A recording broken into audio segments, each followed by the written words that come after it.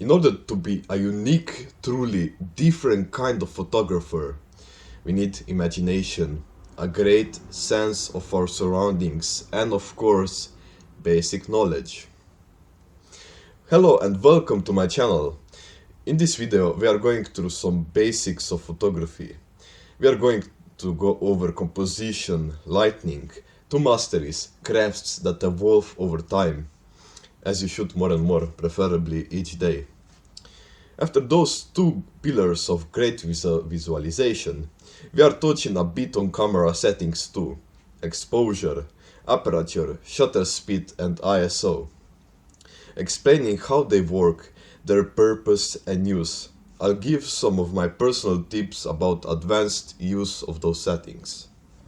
So, grab your notebook and let's get to it. Composition is a way of how the elements in the shot relate, flow, and differentiate.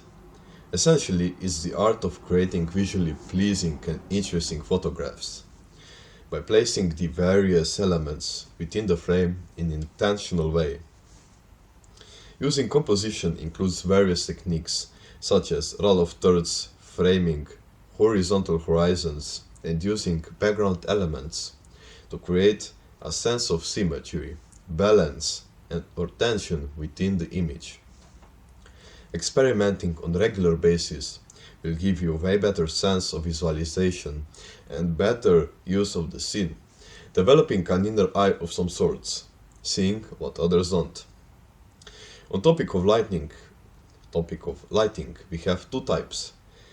First is non-affectable, it's natural lighting, sunrise and sunset, as well as special hours in between, called golden hour and blue hour. Golden hour is present from sunrise and at the start of sun setting down. Since the sun creates the longest shadow and creates beautiful lighting, you can get some nice shots. Just be sure to not be late. It happened to me, maybe I'm just here to be sure it doesn't happen to you. Beside that, we have blue hour, occurring before sunrise and after sunset. We get this beautiful blue sky which can be used to create quite beautiful scenery. Second type is revolving about using flash and various lenses. One of flash methods is field flash, combining flash and ambient light to keep subject well in focus and background in detail.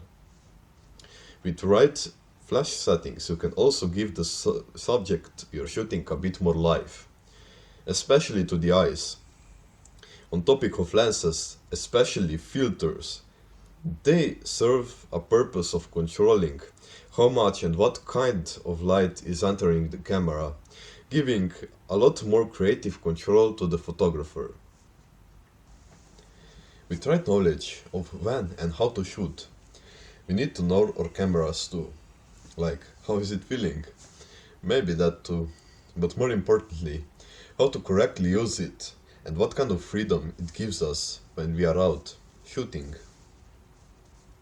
Starting with exposure, is a setting which allows us to change the amount of light that enters the camera. Do we want the picture darker or maybe lighter? It's a slider usually on camera screen with 0 in the middle, plus to the right and minus to the left. Minus will give out darker images and plus lighter. Aperture or depth of field is a setting that controls the diaphragm. Diaphragm is a circular mechanism with blades, which when moved further apart, the aperture becomes larger, allowing more light to enter the camera, marked as F number. The lower it is, the more light can escape in. When bigger F number results in less light. They have one more purpose though. Lower F number will result in shallower depth of field. In example, the subject will be in full detail and the background blurred out. From this instance, the lower F number is usually used for portraits. Bigger F number with high depth of field results in high detail and sharpness of both the subject and background. It's used for landscape and car photography, where subject and background Both play important role. So, a bit on shutter speed. It controls the amount of time the shutter is open for. Shutter is especially a thing in DSLR, a tiny mirror that flips when we take a photo. Turning mirror away from viewfinder, it reflects light down into light sensor, which captures the image. Shutter speed, marked in seconds and in tenths, hundredths of a second. Slower the shutter speed, the blurrier are moving objects in your shot.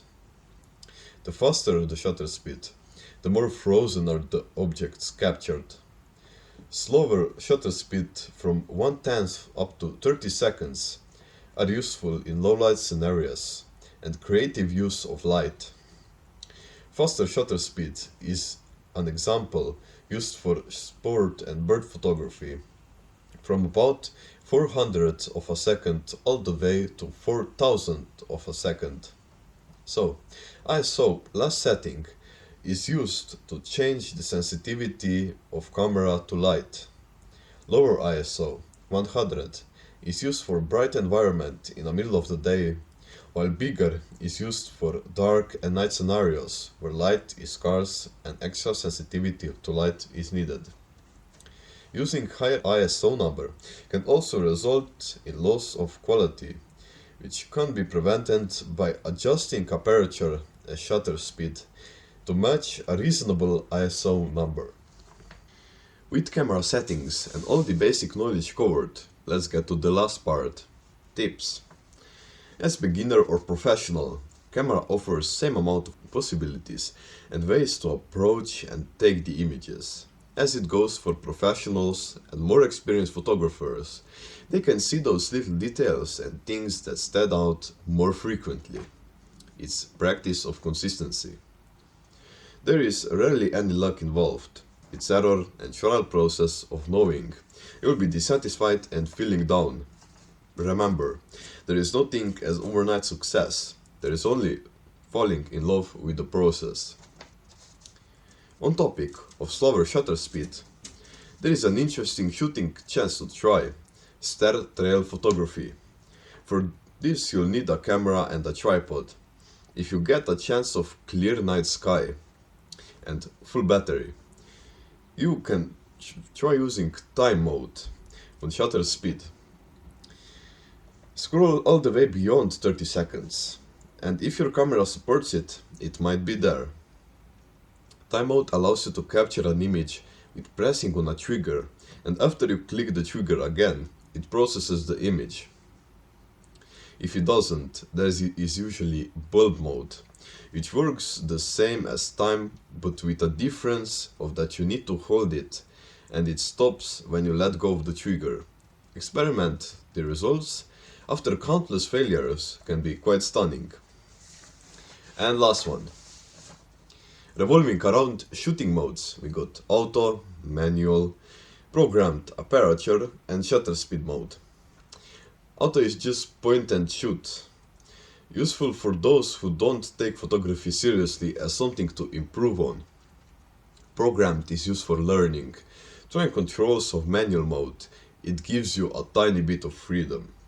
Aperture mode allows you to control only aperture and not shutter speed, when it's opposite with shutter speed mode. Those two are really useful for photography of moving objects, street and bird photography. You can control some aspects, but not all. Manual mode gives you all control, but as I said, it can be painful to rearrange camera settings for each shot.